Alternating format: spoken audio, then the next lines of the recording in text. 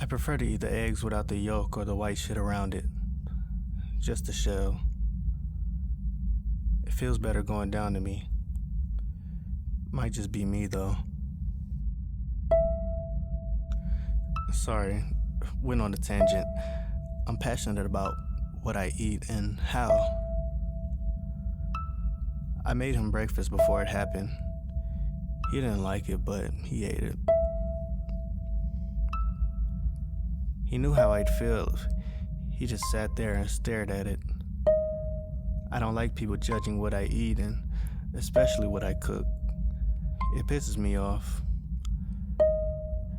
But he didn't do that. He just sat there and enjoyed his breakfast. Neither of us knew it'd be his last. He liked to eat what I like to eat, at least most of the time, or at least that's what I always thought. He made it seem that way. He always made me feel appreciated, and I returned that favor. People always said we looked alike. I never saw it. I always thought he looked like his mother and had his grandfather's eyes. Not my father's, but his mother's father. His mother's father was a nature conservationist. He never liked when I made my nightly runs in the garden. I did it anyway.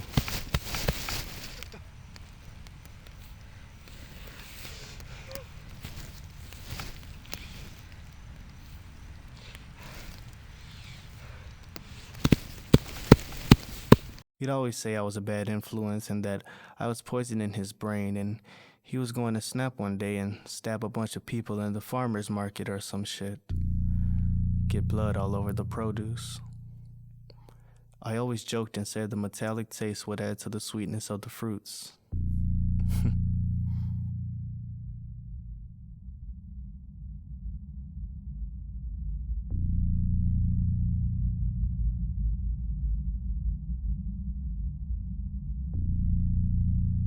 He never did, though. Thankfully. Anyway, I went on another tangent.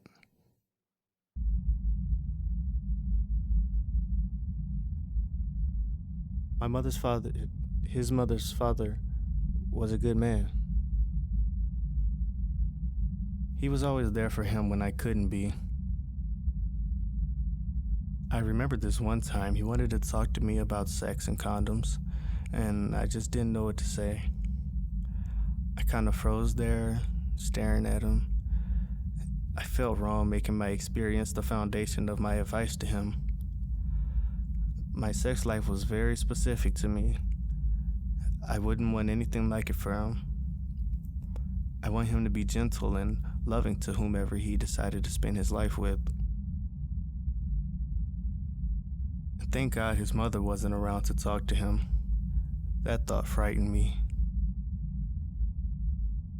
So he called his mother's father and they spoke for hours. Sure, I got jealous, but I realized that maybe I should accept my shortcomings as a guardian, my shortcomings as a human being in general. I should accept who I am and live life the way I was intended. Those who got hurt along the way were meant to get hurt.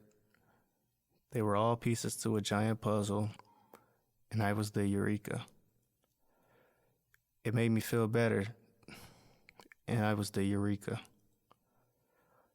It made me feel better hearing, and I was the Eureka.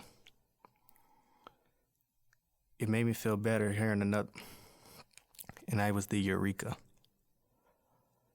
It made me feel better, and I was the Eureka. It made me feel better hearing another man do my job. That was just the way of the world. And then we got home that night. I told him all about my revelation. He didn't really seem to grasp it, so I got angry and started choking him. All a part of the puzzle. And he choked me back, so I assumed I had to go even harder. And that's the point he ran away to my room, grabbed my pistol and shot us both in the head. I remember falling into the tub, confused. Everything was fuzzy. Everything just happened so fast. But I let it happen, with a smile, and it all went black.